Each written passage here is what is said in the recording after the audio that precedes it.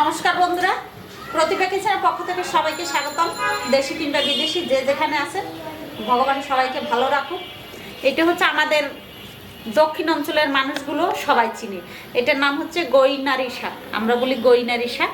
এটা একটা ছোট গাছের মতো হয়, সেটাই হয়। এটা এত সুন্দর ফ্লেভার, সেই ফ্লেভার নাকে ধরলে আপনার মন অস্থির হয়ে যাবে এবং খেতে দারুণ স্বাদ এবং অনেক পুষ্টি। এই দেখুন, কই মাছের ঝোল রান্না করব, দেশি কই। এটা হচ্ছে দেশি কই, আর গরমে এসব খাবার অবশ্যই খাবেন। এখানে আছে থানকুনি পাতা, এটা অশেষ গুণ। এটা হচ্ছে হজম শক্তি বাড়ায়, তারপর ব্রেন শক্তি ভালো করে যাদের পেটে বাচ্চা আছে, তারপর হচ্ছে আমাশয় দূর করে, অনেক রোগের কাজ করে। তো এটা হচ্ছে বাড়ির থেকে এগুলো সব নিয়ে এসেছি, নষ্ট হয়ে যাবে, এই জন্য সবগুলোই আমি বড়া ভেজে নেব। আর কী কী দেবো সেটা দেখিয়ে দেবো। এটা হচ্ছে ডাল, এই দেখুন মসুরি ডাল, অবশ্যই গরমের পাতলা ডাল খাবেন তাহলে ভালো হবে। আজকে হচ্ছে আমি মসুরি ডাল রান্না করবো এই গৈনেরি শাক দিয়ে। গৈনেরি শাকের দুইটা রান্না হবে, একটা কই মাছ দিয়ে ঝোল আর একটা হচ্ছে ডাল দিয়ে রান্না করব। অনেক স্বাদ, এই শাক একবার যদি খান মানে বারবার খেতে ইচ্ছে করবে, এত সুন্দর। তাহলে রান্নাগুলো করতে থেকে আপনারা দেখুন। আমি শাকটা বেছে নেবো এবং এই থানকুনি পাতাটা কেটে নেব। শাকটা বাছবেন হচ্ছে এই যে এটা শিরাটা শুধু ফেলবেন, আর কিচ্ছু না। আর যদি কোনো ময়লা থাকে দেখে নেবেন, আর কিচ্ছু লাগবে না।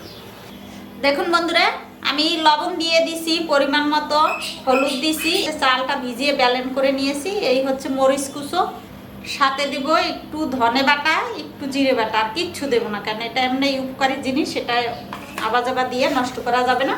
সুন্দর করে মেখে নেব। এর মধ্যে একটু আটা দিয়ে দেবো। হয়ে গেছে মাখা বন্ধুরা, চলুন ভেজে নেব। দিয়ে দেবো সরিষার তেল,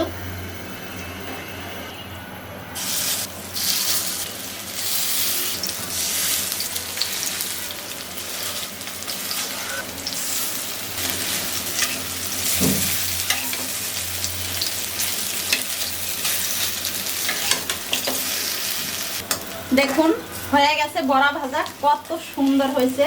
এভাবে আস্তে আস্তে পাতাটা রাখলে হবে কি, খেতে একটু স্বাদ হবে, আর বেটে নিলে ওরকম লাগে না, আর বেশি কুচলেই। দেখুন কত সুন্দর, গরম ভাতে একেবারে জমে যাবে বন্ধুরা। বন্ধুরা আমি এখন গৈনেরি শাক কই মাছ দিয়ে ঝোল রান্না করে নেব। জিরে দিয়ে দিছি অলরেডি, দিয়ে দেবো রাঁধুনি, অবশ্যই রাঁধুনি দেবেন শাকে। দিয়ে দেবো মরিচ বাটা, ধনে বাটা, জিরে বাটা। কষানোর জন্য একটু জল দিয়ে দেব, হলুদ গুঁড়ো,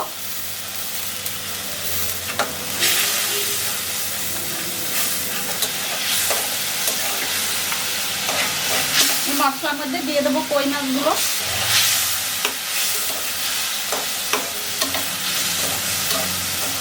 কষানো হয়ে গেছে, দিয়ে দেবো জল, পরিমাণ মতো লবণ।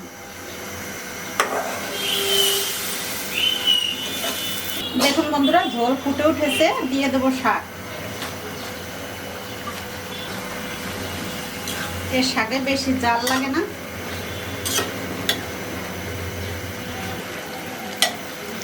দেখুন বন্ধুরা হয়ে গেছে গৈনেরি শাকের ঝোল।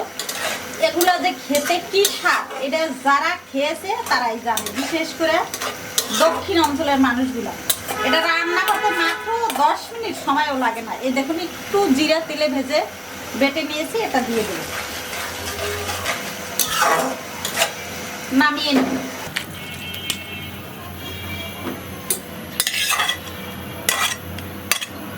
বন্ধুরা এই কড়াইয়ে আমি ডাল বসিয়ে দেবো। এর মধ্যে দিয়ে দেবো কাঁচামরিচ। বন্ধুরা যারা হচ্ছে এক পাতিল বা এক কড়াই জলের মধ্যে শুধু ডাল দিয়ে ঘুটনা দিয়ে ঘুটে খান, তাদের আমি রিকোয়েস্ট করবো এইভাবে একদিন ডালটা অল্প জলে সিদ্ধ করে তারপর সুন্দর করে ঘেটে খাবেন। কোনটাই বেশি স্বাদ অবশ্যই কমেন্টসে জানাবেন। ডাল সিদ্ধ হতে থাকে। এই দেখুন বন্ধুরা, এই দেখুন ডালটা সিদ্ধ হয়ে গেছে। এখন সুন্দর করে হাতের সাহায্যে, হাতের ভালোবাসা দিয়ে এটাকে ঘুটতে হবে। এই এক ডাল দিয়ে আপনি খেয়ে ফেলবেন, আপনার আর কিছু লাগবে না। এত সুন্দর ডাল রান্না করতে পারি আমি। একেবারে ঘুরতে ঘুরতে সাদা বানিয়ে ফেলেছি। ডাল ঘোটার সময় কি কি দিতে হবে? সরিষার তেল দিবেন, হলুদ দিয়ে দেবেন। হলুদ দিলে এই সময় হলুদ দিবেন, ডালে কখনোই কালার নষ্ট হবে। পরিমাণ মতো জল, মসুরি ডালে যত জাল দিবেন তত স্বাদ বেড়ে যাবে।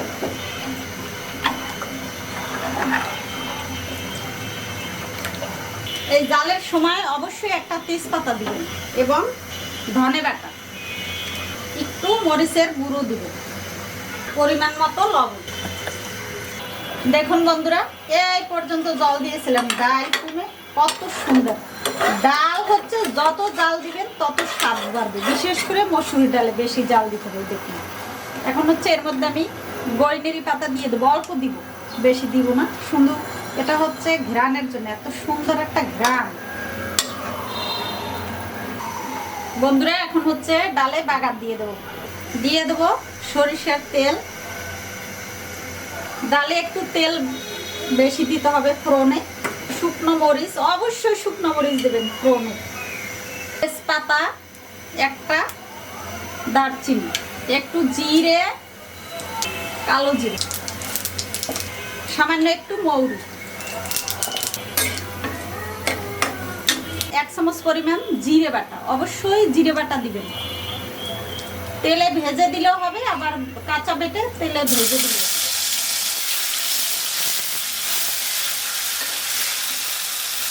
ডালটা ঢেলে দিয়ে দেব।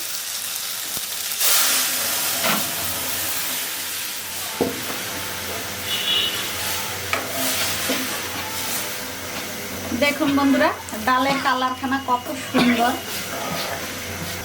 এর মধ্যে দিয়ে দেবো ধনেপাতা কুচি। হয়ে গেছে বন্ধুরা, নামিয়ে নেব।